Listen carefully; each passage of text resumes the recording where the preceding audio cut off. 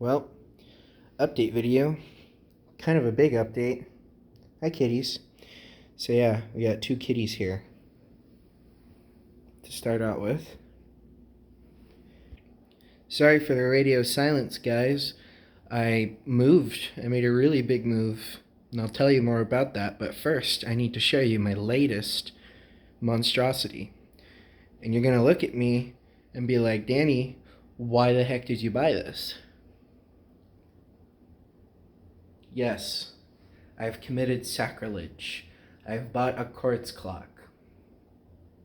But I saw it in Goodwill for $10. I was like, well, we need a clock for the living room anyway, so might as well, huh? What I find interesting is that on the bottom here, there is a hole for a mains cord, but obviously, as you can tell from the dial, it says quartz.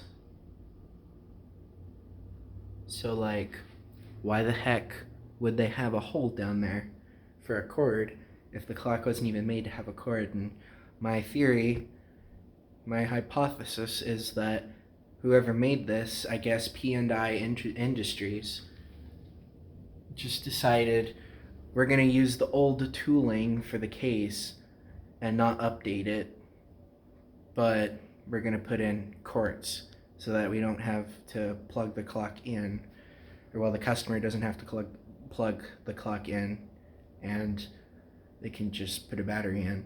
But they didn't bother to get rid of that little notch for the cord. That's my theory.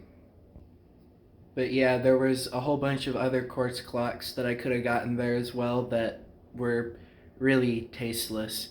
But I decided to get this one because it has the cool 24-hour format. It goes all the way up to 00, and from that to 23. Right now, it is 16:14. Or well, it's about to be. But anyway, I bet you're wondering, where did all the clocks go? I still have this one. And this one. And technically, I have one more Slava alarm clock, but it's in my partner's bedroom.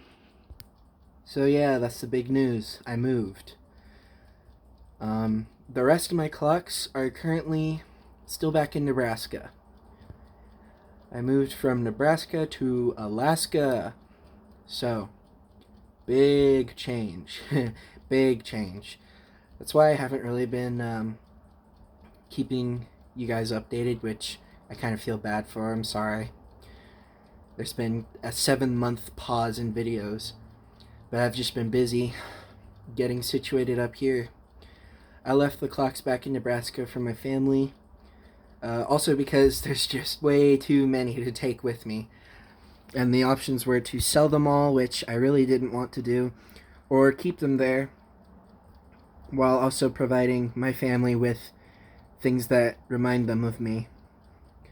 Which I'm glad that I did keep my clocks there, because they are still appreciating them even though I'm gone, and looking to it for comfort. And I'm just, yeah, I'll be visiting hopefully later this year, so I'll try and get a video of them while I'm visiting down there. But as of now, or well, as of April really, I've been living in Alaska.